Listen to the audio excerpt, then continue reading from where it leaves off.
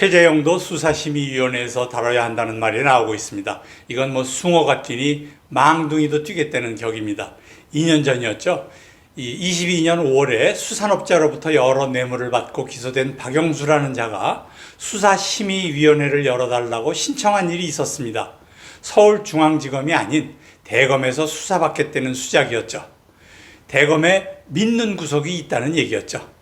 그러나 특검으로서 무소불위의 권력을 휘두르며 불법적이고 무자비한 수사를 통해 박근혜 대통령 사기 탄핵에 결정적인 역할을 했던 박영수의 아주 더러운 혐의에 대해서 국민의 시선은 싸늘했습니다.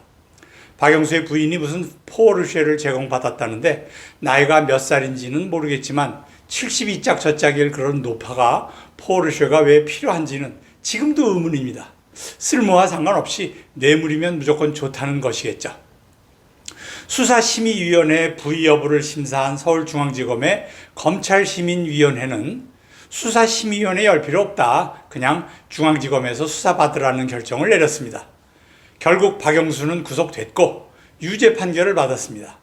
그때는 몰랐는데 당시 50억 클럽 멤버였다는 박영수의 믿는 구석이라는 것이 아마도 이원석이었는지도 모르겠습니다.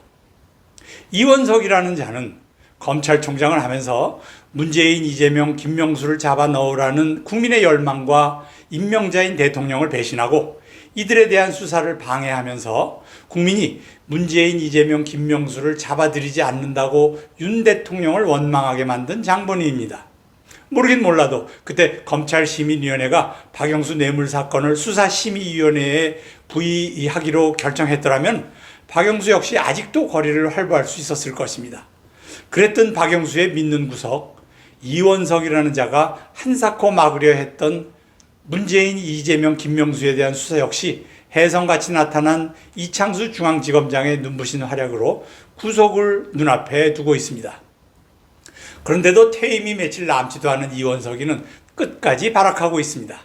김건희 여사의 파우치 수술을 뇌물이라고 억지로 엮어가며 중앙지검이 이미 혐의 없다고 결론 내린 사건을 기어코 직권으로 수사시민위원회에 부의했고 내일인 9월 6일 수심위가 열린다고 합니다. 틀림없이 이번에도 수심위원들은 현명한 판단을 내릴 것입니다.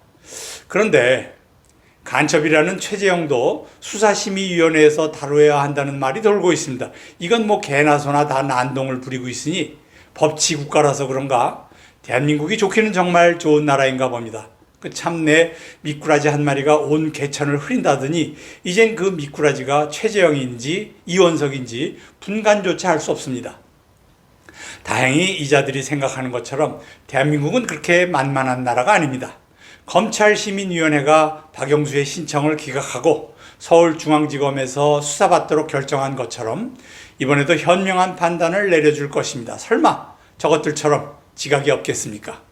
그러나 저러나 서울중앙지검에서는 이원석의 직무유기와 직권남용 혐의에 대한 수사 준비를 제대로 하고 있는지 모르겠습니다. 국민은 이원석이 퇴임하는 바로 그 다음 날이라도 검찰에 끌려가서 조사받기를 바랍니다. 이번에도 이창수 지검장이 눈부신 활약을 하겠죠. 곧 태평성대가 올 것입니다.